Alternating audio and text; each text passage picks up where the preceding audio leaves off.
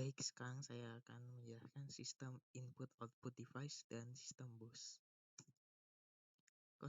Konsep put device sistem I/O adalah suatu mekanisme pengiriman data secara bertahap dan terus-menerus melalui suatu aliran data yang diproses dari perangkat input ke perangkat output. Sistem I/O merupakan suatu sarana komunikasi antara pengguna dengan unit pemrosesan data komputer. Jadi user itu memakai suatu perangkat yang bisa dibilang pengendali dalam interface.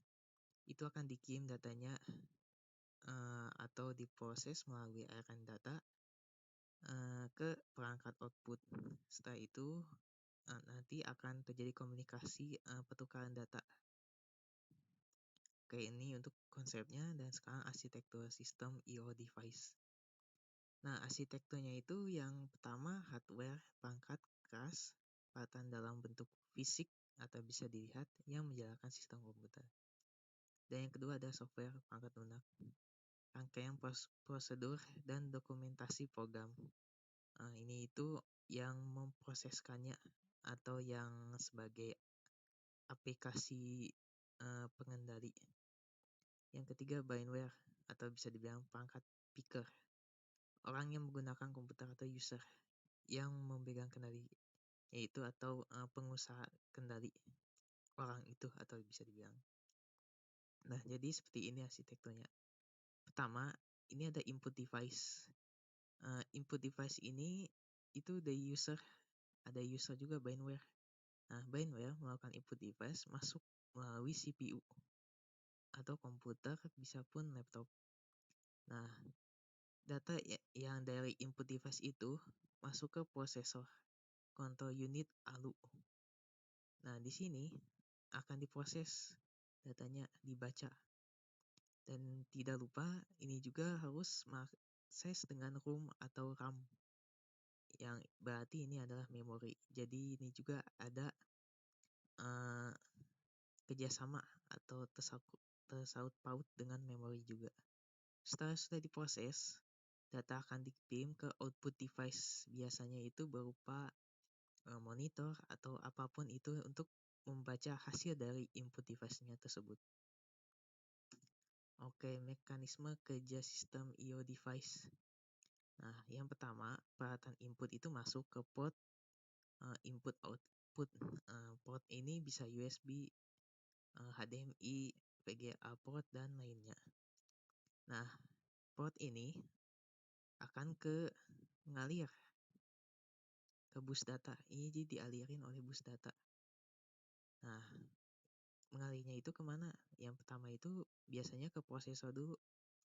Nah, di prosesor ini ada aritmatik dan logikanya, mungkin untuk membaca data yang di-input, dan di sini juga ada wilayah kontrolnya atau kendalinya. Setelah ini diproses dengan aritmatika dan logika lalu dikontrolnya, ini juga tetap dikirim melalui bus data. Nah, bus data ini dari port sama prosesor ini itu dikirim keduanya ke memori untuk membaca, dan memori pun akan memberikan sinyal ke prosesor dan portnya. Setelah itu semuanya sudah diproses dengan sekian rupa, nanti akan dikeluarkan ke peralatan outputnya. Seperti itu mekanismenya. Nah, fungsi sistem I/O device. Sistem I/O memiliki dua buah fungsi utama, yaitu yang pertama sebagai piranti antarmuka atau interface ke CPU dan memori melalui bus system. Yang kedua sebagai piranti antarmuka atau bisa dibilang interface dengan peralatan peripheral lainnya dengan menggunakan link data tertentu. Link data ini bisa jadi alamat datanya tersebut. Jadi fungsinya itu seperti itu. Bisa dibilang interface antara CPU dengan binware. Nah, tujuan sistem I/O device yang pertama itu sebagai komunikasi pergerakan perangkat device. Jadi komunikasi dari user ke laptop atau ke komputer melalui perangkat yang dia dipakai. Yang kedua sebagai menyalurkan data kontrol atau pengendali sistem device. Menyalurkan seperti yang saya pakai ini adalah mikrofon. Nah, suara saya itu di-converse ke data yang ada di penangkap suara ini. Lalu penangkap suara ini disambungkan melalui kabel dan masuk ke port. Setelah masuk ke port USB atau port mikrofon itu, nah itu akan diolah di komputer, dan di laptop ini juga atau komputer bisa dikendalikan sistem tersebut. Yang ketiga sebagai alat khusus untuk mengoperasikan suatu instruksi untuk tujuan usul menggunakannya. Jadi alat input itu tidak hanya satu, kan ada banyak sekali dan itu juga berbeda-beda tujuannya. Sehingga operasinya itu khusus dan instruksinya pun akan berbeda pula. Oke, teknik-teknik pengoperasian perangkat input dan output atau I/O. Yang pertama, programmed I/O.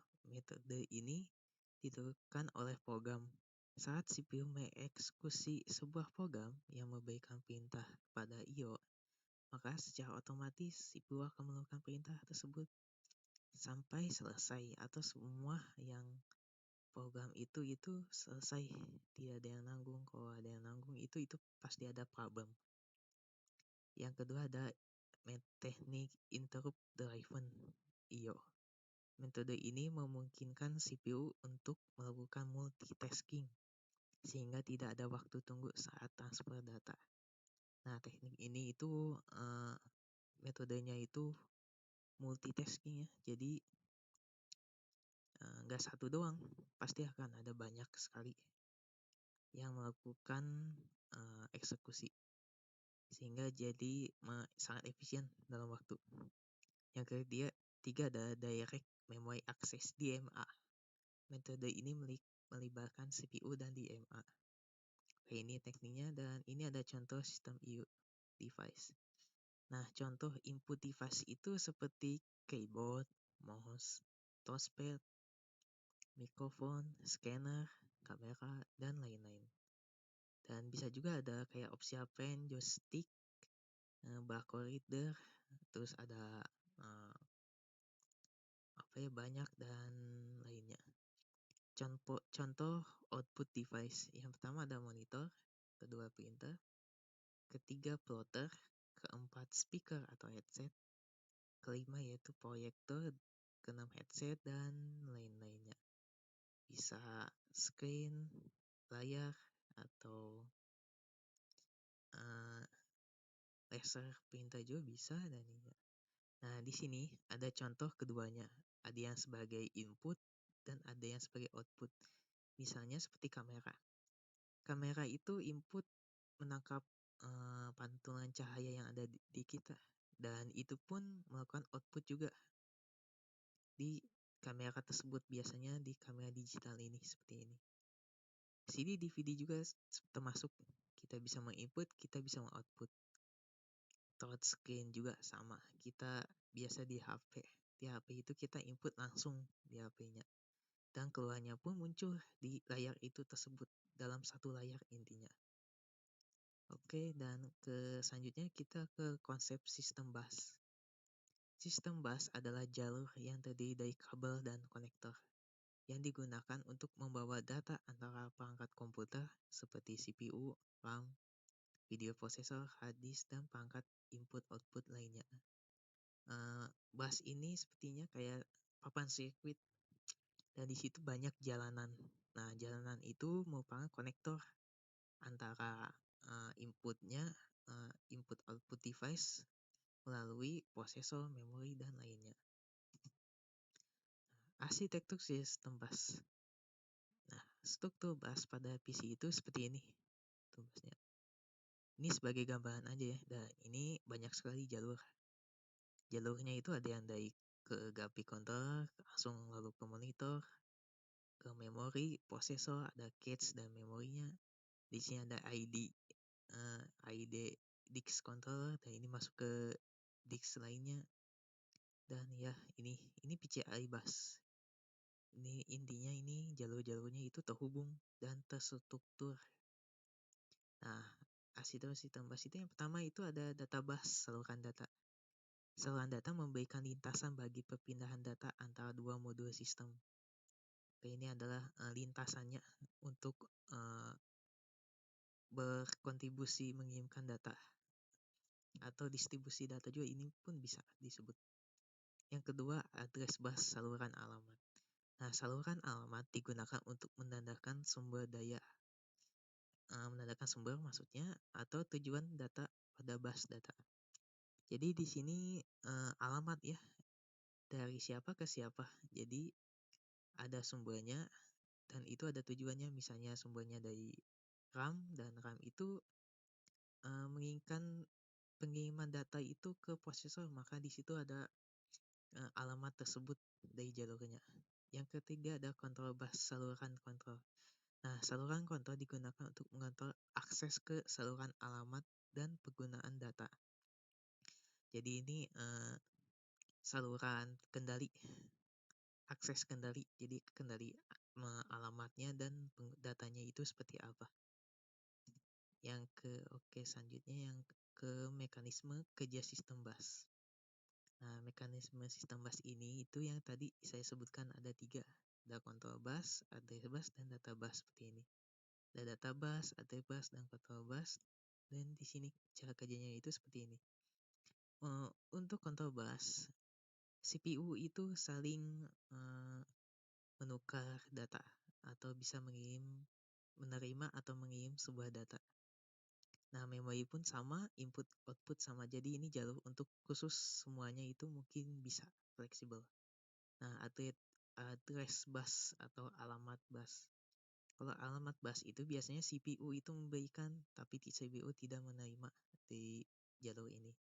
Memori pun hanya menerima saja, tidak bisa mengirim mengirim data ke address bus tersebut. Jadi CPU mengirim alamat lalu diterima oleh memori. Sedangkan input dan output ini memang membutuhkan ini fleksibel sih, jadi bisa mengirim dan menerima. Karena address bus itu tersebut emang ada di device input dan outputnya sebenarnya gitu.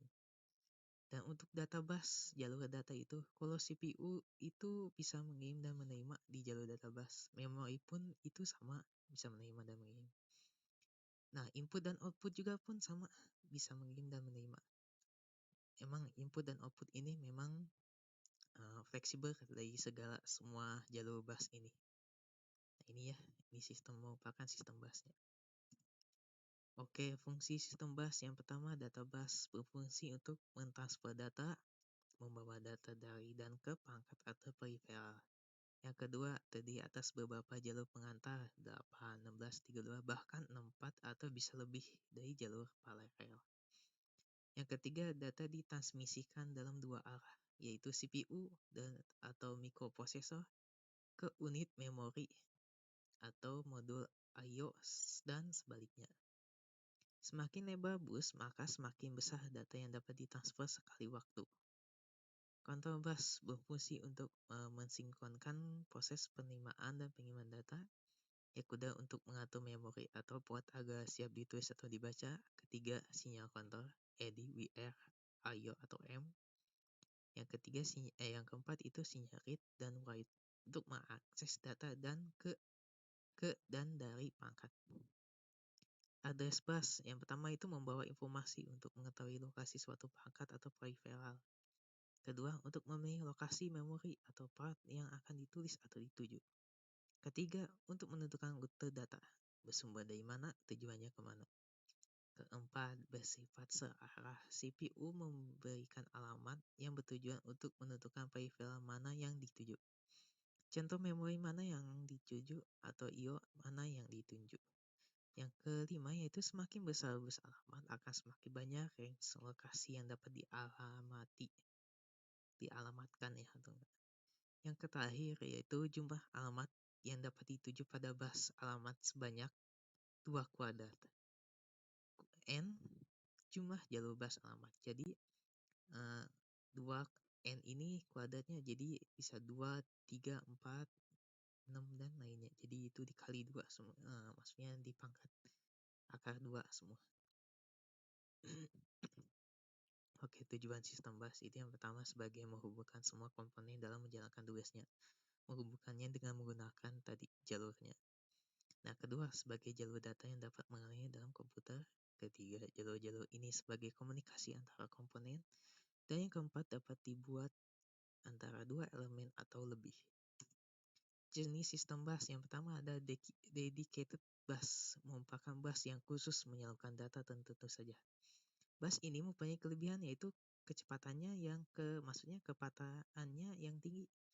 Akan tetapi juga mempunyai kelemahan yaitu membutuhkan saluran yang sangat banyak. Multiplexed yang kedua itu ya. Yang kedua multiplexed bus merupakan bus yang menyalurkan data melalui informasi yang berbeda, baik itu data, alamat, atau sinyal kantor dengan cara yang multiplex. Bisa dibilang